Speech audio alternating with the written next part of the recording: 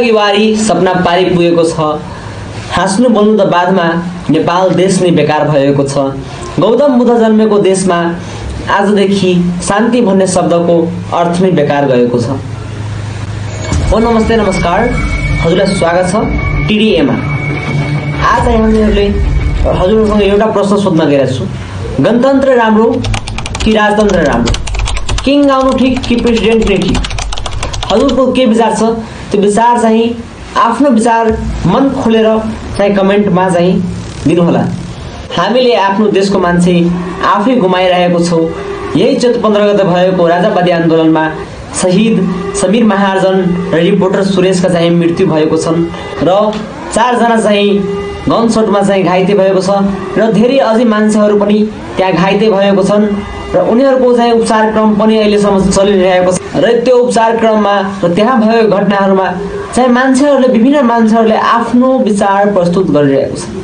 हजुरको पनि विचार हामीहरूले लिन गइरहेको छौँ। हजुरले पनि आफ्नो विचार प्रस्तुत गर्नुहोला। त्यसमध्ये केही मान्छेहरूले त्यहाँ आन्दोलनमा सामेल भएको मान्छेहरूले भनेको छ, उनीहरूको विचार चाहिँ रहेको छ कि राजावादी पार्टीले चाहिँ त्यहाँ भएको रिपोर्टरलाई चाहिँ मरवाइदियो, त्यहाँ भएको रिपोर्टरलाई हत्या गरायो भने राजावादी पार्टीले भन्छ कि त्यहाँको चाहिँ राष्ट्रिय राजनीतिक दलहरूले त्यहाँको रिपोर्टरलाई चाहिँ मरवाएको छ, हत्या गराइदिएको छ। तर हामीहरूलाई थाहा छ र पोस्टमार्टम रिपोर्ट अनुसारले त्यहाँ रिपोर्टरको मृत्यु चाहिँ आग लागेको कारणले गर्दा भएको थियो। त्यहाँ चाहिँ आन्दोलनकारीहरूले त्यहाँ चाहिँ त्यो बिल्डिङमा आगो लगाएको कारणले गर्दा त्यो भित्री बसेको चाहिँ रिपोर्टरको मृत्यु भएको छ। यो आन्दोलन कहिलेसम्म चल्छ, कतिजना अझै मर्छन्, कहिलेसम्म पुग्छ, यसको बारेमा चाहिँ कसैलाई थाहा छैन। कहिलेसम्म हुन्छ यस्तो, त्यो कुरा पनि त कसैलाई थाहा छैन।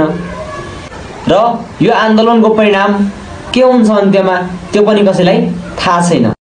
यस राजावादी आन्दोलनमा संयुक्त जन आन्दोलन सङ्घले चाहिँ आफ्नो 4 बुन्दे त्यहाँ चाहिँ माग राखेको थियो।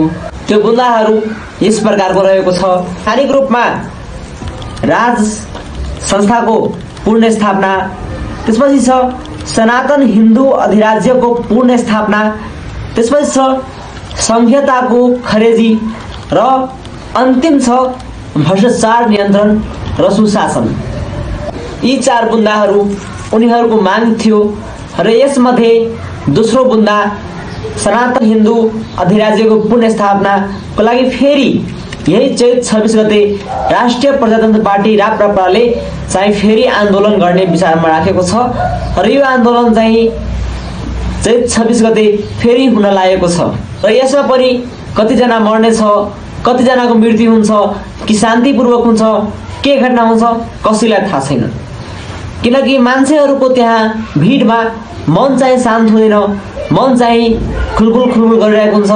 एकअर्कालाई मार्ने, एकअर्कालाई चाहिँ ईर्षा गर्ने, त्यसो चाहिँ त्यहाँ भाव बोकेर मान्छेहरू पनि आएका हुन्छन्।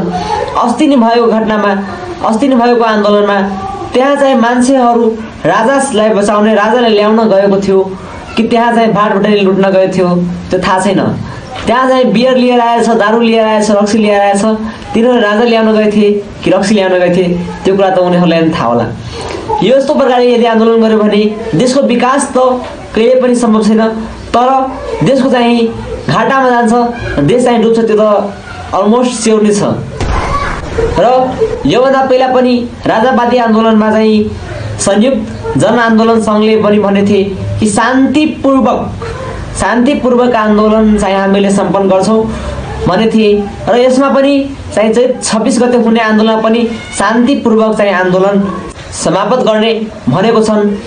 तर के हुन्छ त्यो कुरा थाहा छैन र हामीले चाहिँ चैत 15 गतेको चाहिँ भएको आन्दोलनको परिणाम हेर्न सक्छौँ।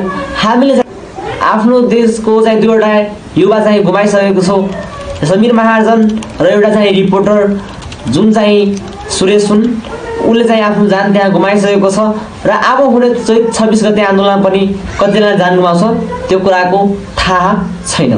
चैत 15 गते भएको चाहिँ आन्दोलनमा संयुक्त जन आन्दोलन सङ्घले पनि भनेको थिए कि शान्तिपूर्वक चाहिँ गर्छौँ, तर त्यहाँ चाहिँ प्रहरीको प्रहार हुनुभन्दा पहिला नै त्यहाँ भएको दुर्गा परसाई जुन चाहिँ संयुक्त जन आन्दोलन सङ्घको जनसेना कमान्डर हुन्।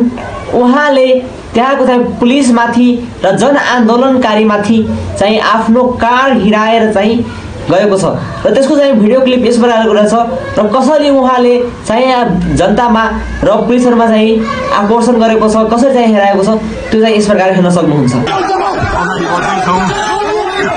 कसैले रोक्न सक्ने अवस्था छैन।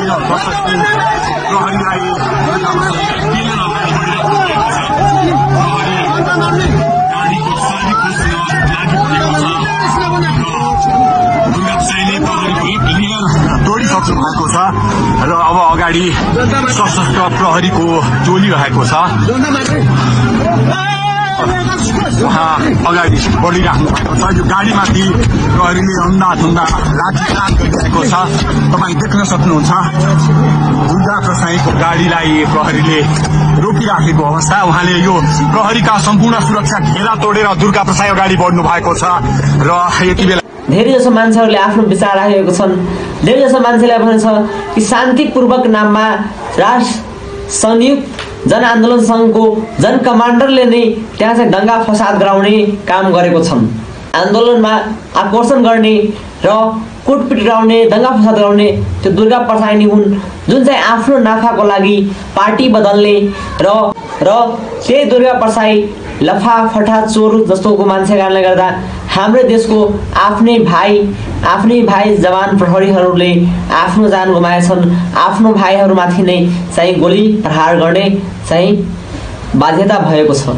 चलाउने, लाठी चार्ज गर्ने कुनै नैतिक पन्थ कागज पनि हुँदैन। छोडे भागे भन्ने बाहेक अर्को कुनै वस्तु हुँदैन। मान्छेलाई समस्यामा पारेर आफै यो आन्दोलनपछि कहाँ लुकेको छन् कसैलाई थाहा छैन। कहाँ लुकिसकेछन्, जनआन्दोलन राजावादी आन्दोलन गर्ने चाहिँ सोचमा थिए अनि कहाँ चाहिँ लुकेको छ। मान्छेलाई, जनतालाई समस्यामा पारिसके र आफै गायब भइसके, लुकिसक्यो। तर जुन परिवारले आफ्नो छोरालाई गुमाएको छ उनीहरूमाथि के होला, त्यसको चाहिँ के हुन्छ उनीहरूको परिवारलाई हुन्छ। र राजाको लागि आफ्नो जान गुमाएको चाहिँ मान्छेहरूले के न्याय पाउँछ, के राजा फेरि फर्केर आउँछ, राजतन्त्र आउँछ र त्यसको बारेमा चाहिँ अब झन् अझै आन्दोलन हुनेछ। त्यो आन्दोलन अझै के हुन्छ, यो आन्दोलन कहिलेसम्म हुन्छ कसैलाई थाहा छैन। कहिलेसम्म यो आन्दोलन हुन्छ कसैलाई थाहा छैन। तर अब आउने चैत 26 गते हुने आन्दोलनमा केही ठुलो नै हुन्छ र हिन्दू चाहिँ राष्ट्रिय बनाउनको लागि राष्ट्रिय प्रजातन्त्र पार्टीले चाहिँ जुन आफ्नो बल हेराएर छ त्यो के सक्षम हुन्छ र के यो बहुसंस्कृतिक राष्ट्रिय, बहुधर्मिक राष्ट्रिय के त्यसको चाहिँ राष्ट्रिय प्रजातन्त्र पार्टीको आन्दोलनले कारणले गर्दा चाहिँ हिन्दू राष्ट्रियमा चाहिँ परिणत हुन्छ, त्यो अब चाहिँ हामीहरू भेट्नेछौँ नेक्स्ट भिडियोमा चैत 26 गते राष्ट्रिय प्रजातन्त्र पार्टीको आन्दोलनसँगै। आजको लागि यति नै। हस्, धन्यवाद।